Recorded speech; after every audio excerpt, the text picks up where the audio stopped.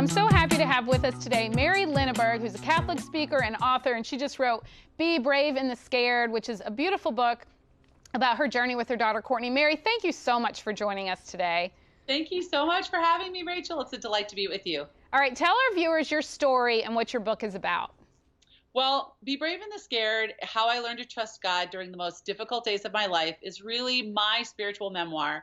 It's a story of how I, as a wife and mother, came to know and trust God and his plan for my life.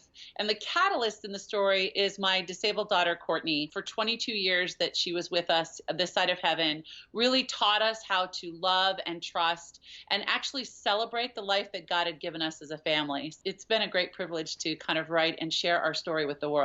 Yeah, it's such a beautiful book. Tell us about the chapter in your book called The Blame Game. That's chapter 2. It's right at the beginning of the book, and we talk about a decision that was made when Courtney was 7 months old. Courtney had seizures, and they came about very quickly when she was 5 weeks old. And we gave her a medication at 7 months that the doctors had suggested would help her with her seizures. And in turn, Courtney had an allergic reaction to that. And her brain swelled, her body went septic, and she ended up losing all of the abilities that she had at that point. She became cortically blind and profoundly disabled for the remainder of her life. And that chapter is all about how we blame ourselves for the decisions we make. Even though we made it in good faith, we had done all of our research, we had done everything we could as parents to find out if this was the right choice for our child, and we stepped out in faith that it was, and it didn't go the way we thought it would go.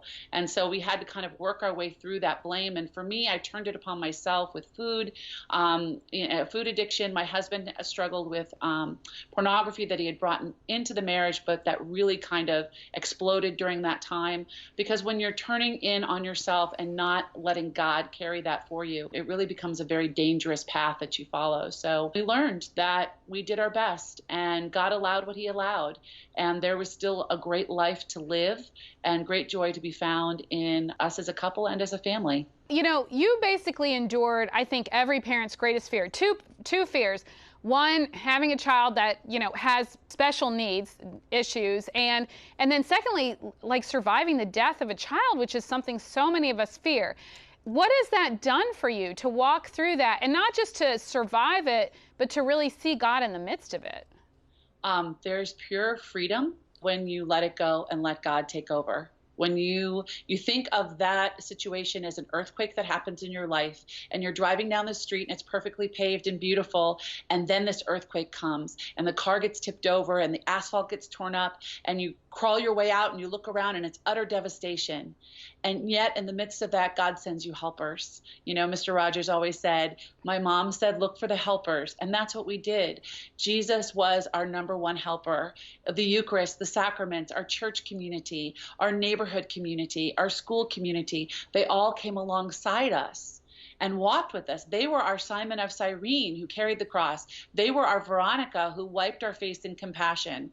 And so you don't journey this way alone. We didn't carry Courtney by ourselves.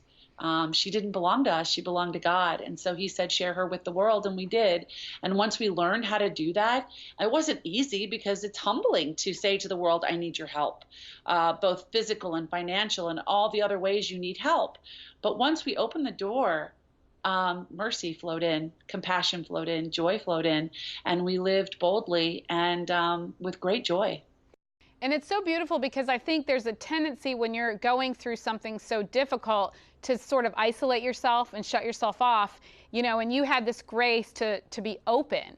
And it sounds like that was a big part of, you know, God being with you in the midst of that.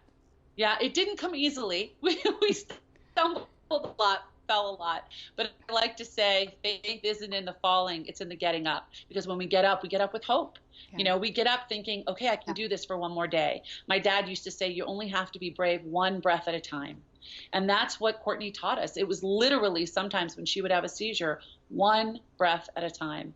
And so I learned not to live in the future. I learned in the sacrament of to live in the sacrament of the present moment.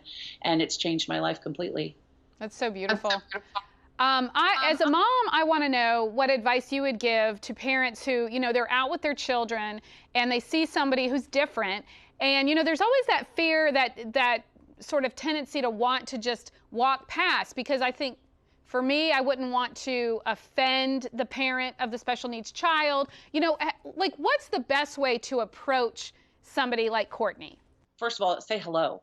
Hi, how are you? That's a cool wheelchair. Oh my gosh, I love your shirt. However you would approach someone else, you do that. And then you ask the caregiver or the parent that's with them, is it okay if we have a conversation, or what can they do or not do? You see them. See, a lot of people, they don't want to offend, so they walk on the other side of the hallway. And that's offensive because we're just there. We're just people. And Courtney came with a wheelchair and seizures, and she sounded like Chewbacca from Star Wars. So when she would get really happy and yell, it was intimidating. But the coolest thing was always the wheelchair. That's usually where the little ones, they would start climbing up the wheels at church, or they'd come up and say, this is so cool. Can I ride in it with you? And you just start a conversation. And when they ask the harder questions of what's wrong and why is it wrong, we came up with a simple explanation of when she would have a seizure, it's like when you get a cramp in your tummy or in your leg. It hurts and everything sort of stops for a minute, and then you take a breath. And that's what it was like to have a seizure. You come up with simple ways to explain it, especially to children. But first and foremost, say hello, see them, greet them. Their dignity needs to be recognized just like yours does. Mary, thank you so much for sharing your beautiful story and for sharing your daughter with us. I mean, I feel like she was someone that I knew and loved, and you know, I'm so grateful that you're willing to be so open with all that God brought you through. Tell people where they can find out more about you and your book. Well, my book, Be Brave and the Scared, is available wherever books are sold, Amazon, Barnes & Noble, Ave Maria Press. You can also find out where I'm going to be speaking next on my website at marylenaburg.com. Keep up all the great work, and thank you for joining us on The Gist today. So much, Rachel. God bless. Take care.